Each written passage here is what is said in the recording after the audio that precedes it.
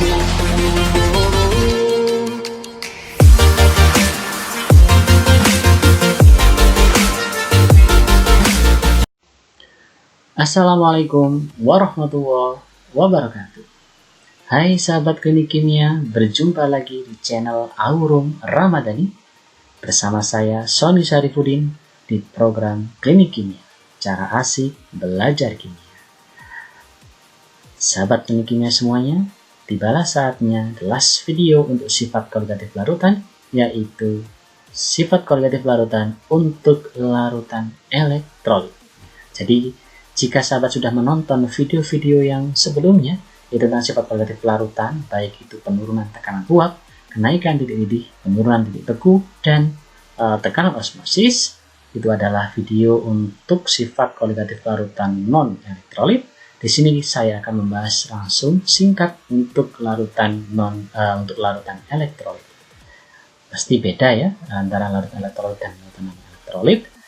Apa bedanya? Kita simak aja video ini sampai habis. Sebelum mulai, jangan lupa like, comment, share, dan subscribe tentunya. Tekan loncengnya supaya sahabat mendapatkan notifikasi tentang video-video terbaru video terbaru dari kami, dan tentunya agar channel ini semakin berkembang dengan baik.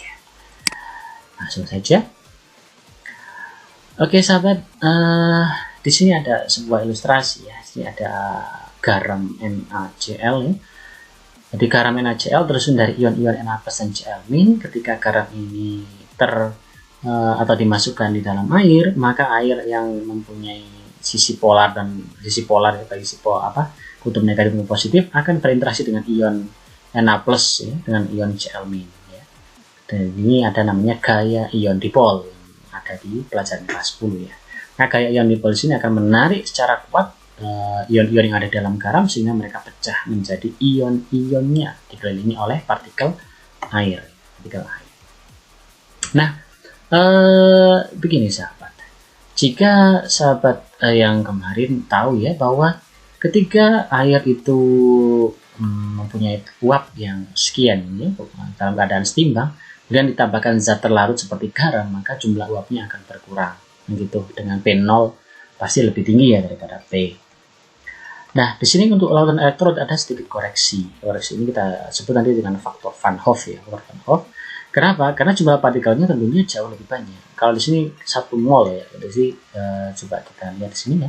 Garam NaCl itu merupakan senyawa ion yang apabila larut dalam air akan terurai menjadi ion-ionnya. Jika 1 mol NaCl itu terurai sempurna, maka akan terdapat 1 mol ion Na+ dan 1 mol ion Cl-. Jadi kalau di total malah 2. Ya, 2 mol totalnya. Jadi yang dimasukkan 1 terbentuk 2 gitu. Yang dimasukkan 1 mol terbentuk 2 mol. Yang dimasukkan 2 mol terbentuk 4 mol. Itu kalau terurai sempurna. Bagaimana kalau terurai sebagian dengan terurai sekian persen dan sebagainya? Maka di sini ada koreksi ya sahabat.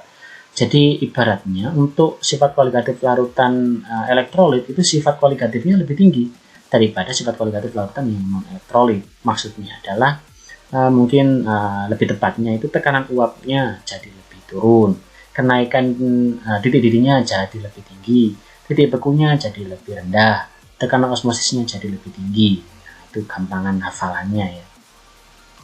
Jadi maksudnya di sini dibandingkan dengan larutan non elektrolit yang maksudnya sahabat ya, ada kesalahan penetikan non elektrolit ya, non elektrolit tambahkan non elektrolit, maka sifat koligatif larutan elektrolit lebih besar. Contoh ini untuk yang zat non elektrolit seperti glukosa, kalau yang dilarutkan 1 mol ya tetap 1 mol. Tapi kalau misalkan garam NaCl malah 1 mol jadi terbentuk 2 mol. Kalau CaCl2 1 mol menjadi 3 mol gitu. Jadi bergantung dari jenis garam yang dilarutkan atau jenis senyawa elektrolit yang dilarutkan di dalam air.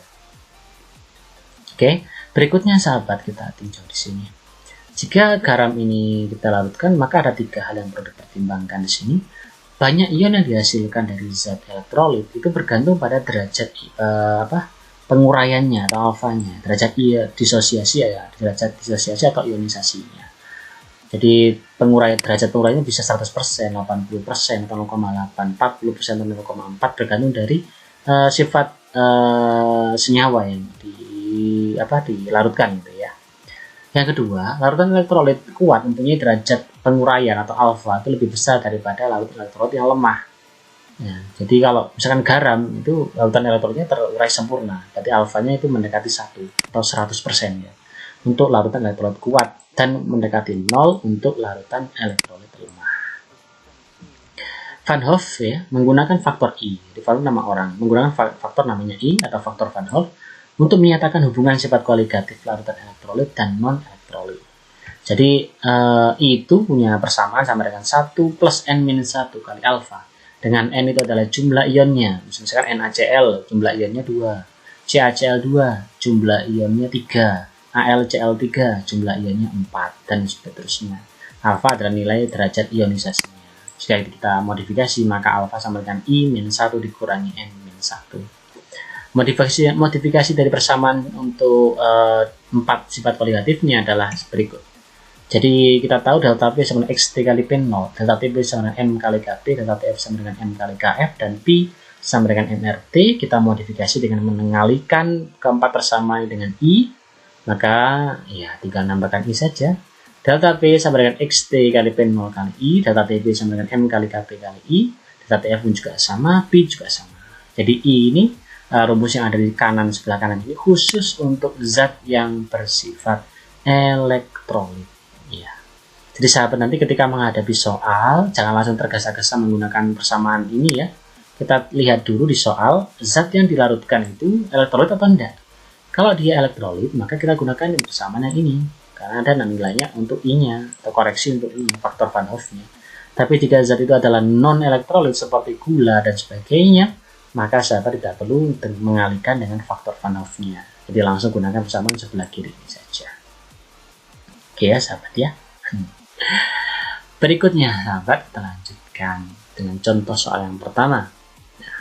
Sebanyak 30 gram cuka atau CH3COH sama setat dilarutkan ke dalam 250 gram air. Berapakah titik beku larutan tersebut? Diketahui Kf sama dengan Kf air ya 1,86 dan derajat ionisasi cuka CH3COH itu adalah terion setengahnya ya 50% atau 0,5.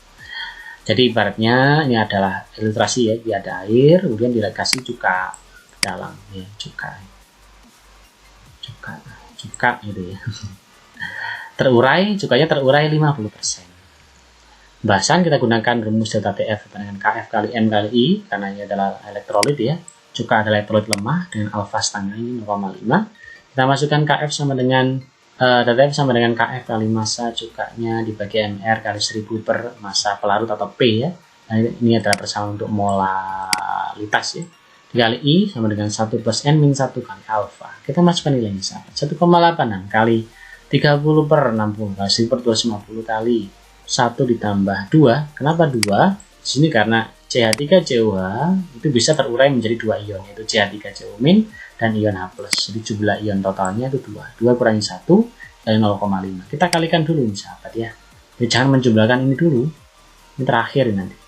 Jadi 2 kurangi 1, 1 kali 0,5, 0,5 ditambah 1, maka ketemu 1,5. Maka jika kita hitung, ketemu delta TF-nya 5,6 derajat Celcius. Jadi penurunan ya, sekali lagi, kan sifat penurunan ini, menurut beku. Tapi kalau air itu 0 derajat, ini turun, ya, nilainya turun, jadi minus 5,6 derajat. Berikutnya, ini pembahasan sudah keluar. Contoh soal yang kedua, urutkanlah larutan berikut ini mulai dari larutan yang memiliki titik tertinggi sampai dengan terendah. Nah, mohon maaf nih. Jadi ada 4 larutan di sini, ada BaCO3, barium karbonat, kemudian di sini ada C11H22O11 atau sukrosa, Al2S3, aluminium sulfida, dan aluminium klorida.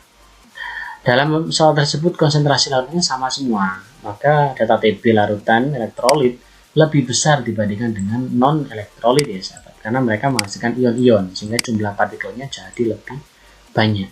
Dan data TB ini kan besar ketika jumlah partikelnya juga besar. Artinya semakin banyak ion, semakin banyak zat penghalang, butuh kalori yang lebih tinggi untuk mendidih, akibatnya titik didihnya juga lebih tinggi. Jadi langkahnya gimana? Karena konsentrasinya sama semua, ya kita hitung jumlah partikelnya saja, jumlah ionnya gitu ya. Maka BaCO3 ada 2 ion ya, Ba12 dan CO3 2-. Ini 1 karena tidak terion. Al2S3 ada 5 ion, Al3 4 ion. Gitu ya. Semakin besar nilai N, semakin banyak jumlah partikelnya, maka urutannya adalah Al2S3 ini jumlah terlalu banyak ini 5, disusul dengan AlCl3, berikutnya adalah BaCO3, dan yang terakhir adalah sukrosa atau C11H22O11. Dan sahabat, tentunya ada oleh-oleh untuk kalian, silahkan dicatat ya, boleh, atau di screenshot juga langsung juga boleh, silahkan dijawab di kolom komentar tentunya. Yes, latihan 2 aja cukup ya. Yang pertama 2 gram natrium hidroksida dilarutkan dalam 200 gram air pada suhu 27 derajat. Jika larutan terion sempurna atau alfa sama dengan 100%, tentukan titik beku dan tekanan osmosis dari larutan itu. Dan yang kedua, di antara ketiga larutan berikut, tentukan larutan yang memiliki titik-titik paling rendah. Ingat, titik-titik paling rendah, bukan paling tinggi ya, paling rendah. Oke, itu saja yang bisa saya sampaikan sahabat untuk video kali ini. Jangan lupa untuk like, comment, subscribe tentunya ya. Like, comment, subscribe. Tentunya komennya ini yang saya tunggu ya, untuk menjawab soal ini. Dan tentunya subscribe juga untuk mendapatkan notifikasi tentang video-video terbaru dari kami, dan agar channel ini semakin berkembang sehingga ilmu yang bermanfaat ya untuk sahabat dan untuk teman-teman semuanya. Terima kasih, itu saja yang bisa saya sampaikan. Mohon maaf apabila ada kesalahan kata, kesalahan dalam penulisan dan sebagainya. Saya akhiri. Assalamualaikum warahmatullahi wabarakatuh, dan sampai jumpa di video berikutnya.